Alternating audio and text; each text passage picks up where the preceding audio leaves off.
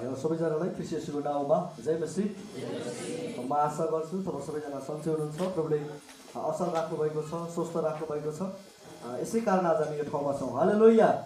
यदि हामी अस्वस्थ हुन्थ्यौँ भने प्रभुले हामीलाई अस्वस्थ राख्नुभएको भइदिएको भए सायद तपाईँ र म आज यो ठाउँमा हुने थिएनौँ, कति हस्पिटलको बेडमा होइन, कता न कता हामी चाहिँ गइराखेका हुन्थ्यौँ। यसै कारण परमेश्वरलाई धन्यवाद भएको छ, तपाईँ परमेश्वरले हामीलाई त्यो अवस्थामा रहन दिनु भएन, त्यो अवस्थामा पुर्याउनु भएन। यसै कारणले परमेश्वर तपाईँ मलाई स्वस्थ राखेकै कारण आज हामी यसै प्रभुको भवनमा आइकन प्रभुलाई आराधना गर्न पाएका छौँ। यसै परमेश्वरलाई धन्यवाद भएको होस्। आज धेरैवटा नयाँ अनुहारहरू पनि हामी देख्दैछौँ। यसै कारणले गर्दाखेरि तपाईँहरूको जीवनमा प्रभुले साँच्चीकै आशिष दिनुभएको होस् है त। हामी वचनतिर जानेछौँ। धन्यवाद वचनको लागि प्रार्थना गर्नुहुने अङ्कललाई। हामी वचनको भागतिर जानेछौँ। वचन चाहिँ महत्त्वपूर्ण छ। हालेलुया। अब यो अङ्कलले प्रार्थना गर्दै गर्दाखेरि हामीले के कुरा भनिराख्नु भएको थियो भनेदेखिलाई मानिस रोटीले मात्रै बाँच्दैन है, तर परमेश्वरको मुखबाट निस्केको हरेक वचनले मानिस जीवित रहन्छ। यसै कारणले गर्दाखेरि त्यो मित्र हामी रोटीले मात्र होइन है, तर जब परमेश्वरको वचनले तपाईँमा जीवित रहन्छौँ। हालेलुया। शरीर बचाउनलाई शारीरिक भोजन खान्छौँ भनेदेखिलाई हामी भित्र पनि आत्मा छ है, हामी भित्र पनि आत्मा छ नि। त्यो आत्मालाई बचाउनको लागि, त्यो आत्मालाई चाहिँ बढाउनको लागि चाहिँ तपाईँ र मलाई परमेश्वरको वचनको चाहिँ खाँचो पर्दछ है। अनि यो वचन चाहिँ के हो त भनेदेखिलाई वचन शैतानले पनि बोल्छ फेरि है, वचन शैतानको पनि हुन्छ है, वचन शैतानको पनि हुन्छ अनि परमेश्वरको पनि वचन छ। तर कसको वचन चाहिँ हामी सुन्दैछौँ त, त्यो कुराले तपाईँ र मेरो जीवनलाई चाहिँ फरक पार्दछ। हालेलुया। आज तपाईँ र मैले कसको वचनलाई चाहिँ सुन्दैछौँ, ध्यान दिएर सुन्नुहोस् है, महत्त्वपूर्ण कुरा भन्दैछु। हामीले कसको वचन सुन्दैछौँ नि त्यो अनुसार चाहिँ तपाईँ मेरो जीवन हुँदछ। वचन परमेश्वरले मात्र होइन, शैतानले पनि बोल्छ। अब कहाँ बोल्यो भन्नु होला, शैतानको वचन कहाँ छ भन्नु होला। जब हामी बाइबलमा हेर्छौँ, जब परमेश्वरले आदम र हव्वालाई बनाएर बगैँचामा राख्नुभयो अनि त्यहाँनिर परमेश्वरले वचन दिनुभयो, सबै बगैँचाको अडनको बगैँचाको त फल चाहिँ तिमीले सङ्कोच नमानी खानु, तर जुन बिचको एउटा रुखको फल छ जीवन र मृत्यु चाहिँ नखानु, जुन दिन खान्छौ तिमीहरू मर्नेछौ। हालेलुया। परमेश्वरको वचन चाहिँ के छ, जुन दिन तिमीले खानेछौ त्यो दिन तिमीले निश्चय नै मर्नेछौ। अब फेरि वचन लिएर शैतान आयो हेर्नुहोस् है, शैतान आएर भन्छ फेरि के तिमीहरूलाई परमेश्वरले बगैँचाको कुनै रुखहरूको फल नखानु भन्नुभएको छ। अनि हव्वाले भन्छ हो भन्नुभएको, नखानु र नछुनु भन्नुभएको छ। अनि शैतानले भन्छ तिमीहरू मर्दैनौ, तिमीले जुन दिन त्यो खान्छौ तिमीहरू परमेश्वर जस्तै बुद्धिमानी हुन्छौ। अब शैतानले पनि वचन बोल्यो। अब त्यहाँनिर हेर्यो भनेदेखिलाई शैतानले पनि आएर वचन बोल्यो, परमेश्वरले पनि वचन बोल्नुभयो। तर हव्वाले, आदम र हव्वाले शैतानको वचन सुनेकै कारणले गर्दाखेरि मानिसको जीवनमा पाप आयो, मानिसको जीवनमा श्राप आयो, मानिसको जीवनमा रोग आयो, समस्या आयो, मृत्यु आयो र परमेश्वरबाट अलग हुनु पर्यो। यसै कारण वचन दुईटैले काम गर्छ है। हामीले कसको वचन सुन्दैछौँ, आज कसको वचनलाई तपाईँ मैले पालना गर्छौँ, त्यो कुराले तपाईँ र मलाई चाहिँ तपाईँ मेरो जीवनमा चाहिँ फरक पार्दछ। हालेलुया। अनि अर्को कुरा, परमेश्वरको वचन चाहिँ सत्य छ। हालेलुया। परमेश्वरको वचन चाहिँ सत्य छ। अनि यो सत्यता जब जान्छ नि मान्छेले, सत्यले चाहिँ मान्छेलाई स्वतन्त्र गराउँछ। हालेलुया। वचनमा त्यही लेखेको छ के, जब तिमीले सत्य जान्नेछौ सत्यले चाहिँ तिमीलाई स्वतन्त्र गर्नेछ। अब फेरि शैतानले नि त्यही सत्य नसुनु र स्वतन्त्र नहुन् भनिकन तपाईँ र मलाई चाहिँ वचनको समयमा वचनमा सुन्नको लागि थुप्रो किसिमका बाटोहरू ल्याइदिन्छ। एउटा सुन्नुहोस् है, शैतानले चाहिँ सत्यताको कुरा सुनेको चाहन्न, हामी सत्यता जानेको चाहन्न, हामी स्वतन्त्र भएको चाहन्न, हामी आशिषित जीवन जिएको चाहन्न, हामी जीवनमा प्रवेश गरेको शैतान चाहन्न। यसै कारणले गर्दाखेरि तपाईँ र मैले सत्यता नजानेको चाहन्छ। तर जुन दिन तपाईँ मैले चाहिँ सत्यतालाई सुन्ने कोसिस गर्छौँ नि, जुन दिन तपाईँ मैले सत्यतालाई हामी ध्यान दिन्छौँ नि, जब तपाईँमा सुन्छौँ, जब सत्यताको हामी पालना गर्छौँ नि, सत्यताले तपाईँ मेरो जीवनमा परिवर्तन ल्याउँछ। आमेन। सत्यताले तपाईँ मेरो जीवनमा स्वतन्त्रता ल्याउँछ। परमेश्वरको वचन जीवित र क्रियाशील छ। हालेलुया। परमेश्वरको वचन के छ अरे? जीवित छ र क्रियाशील छ। जीवित भनेको जिउँदो, क्रियाशील भनेको वचनले काम गर्छ। ऊ चाहिँ काम गर्छ वचनले चाहिँ।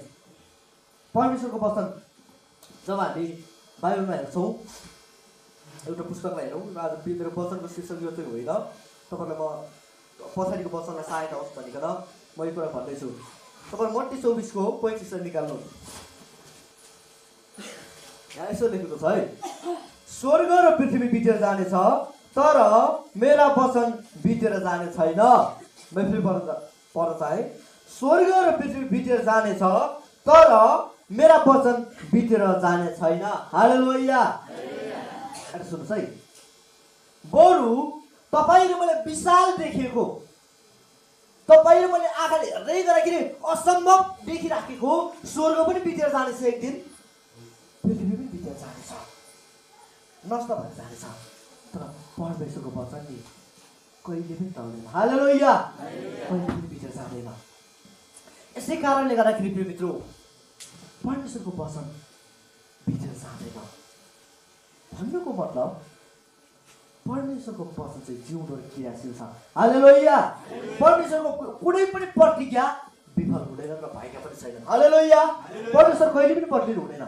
हिजो पनि उस्तै हुनुहुन्थ्यो, आज पनि उस्तै हुनुहुन्छ र भोलि पनि उस्तै हुनुहुनेछ।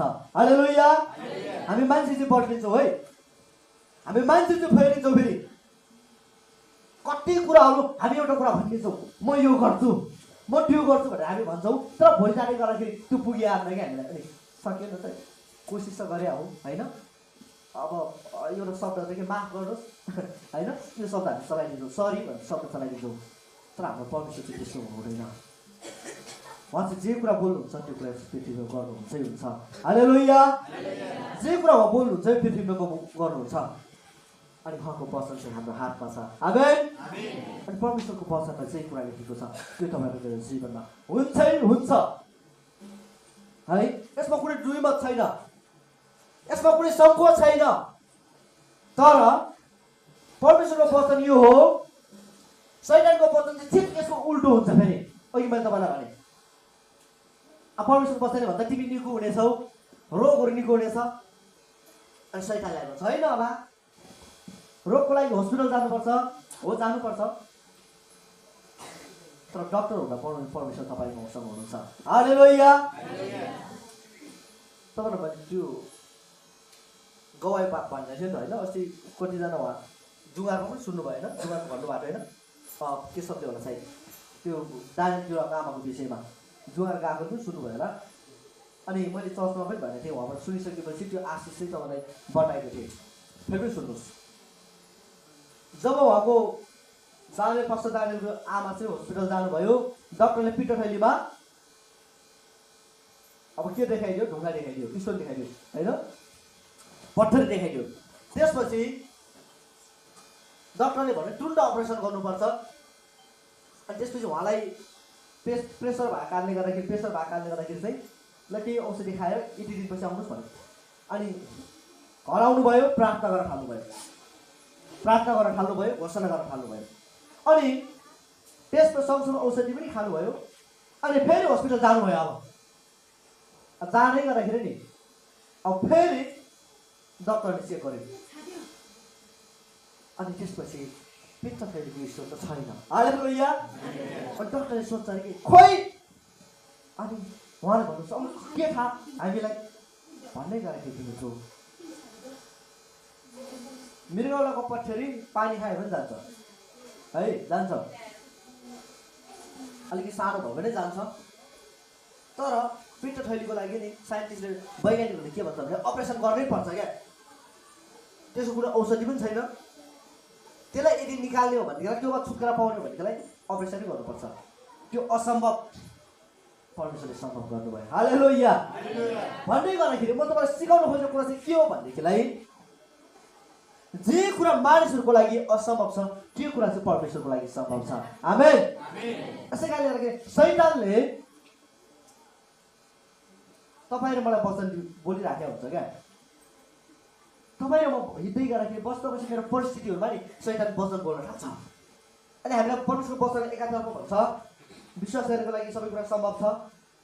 यसोको कोराको चोटले मन निको भइसके होइन, वचनले भन्छ यसो कोराको चोटले त निको भइसकिस् होइन। अब तिमीहरूले के गर्नेछौ? भूत नपाउनेछौ, मेरो नाममा रोग निको पार्नेछौ, तिमीले विषादी कुरा कुनै खाए पनि तिमीले त्यसले चाहिँ हानि गर्ने छैन भन्छ भनेर वचन तपाईँ मसँग बोल्न थाल्दछ। अनि शैतानले भन्छ होइन होला, त हस्पिटल जानुपर्छ है, यसरी हुँदैन, यो त असम्भव कुरा हो भनेर वचन। हामीले कसको कुरामाथि वचनमाथि विश्वास गर्छौँ? जब हामी परमेश्वरको वचनमा हामी भरोसा गर्न थाल्दछौँ, जब परमेश्वरको वचनमा हामी जिउन थाल्दछौँ नि, त्यसको वचन तपाईँको जीवनमा काम गर्न थाल्दछ। हालेलुया। यसै कारणले गर्दा के प्रेमित वचन जीवित र क्रियाशील छ। आमेन। यसै कारणले गर्दा के प्रेमित बाइबलले भन्छ जब तिमीले सत्यता जान्नेछौ, सत्यताले तिमीलाई स्वतन्त्र गर्नेछ। अनि शैतान चाहन्छ सत्यता नजानेको, हामीले नजानेको। यसै कारणले गर्दाखेरि तपाईँ र मलाई चाहिँ वचन सुन्दै र विभिन्न समस्या गर्छ। यसै कारणले गर्दाखेरि अबको 45 मिनट 30 देखि 45 मिनट हामी शान्त भएर हामी सुनौँ प्रभुको वचन। जब हामी सत्यता कुरालाई चाहिँ जानेछौँ, सत्यता तपाईँलाई स्वतन्त्र गर्नेछ। हालेलुया।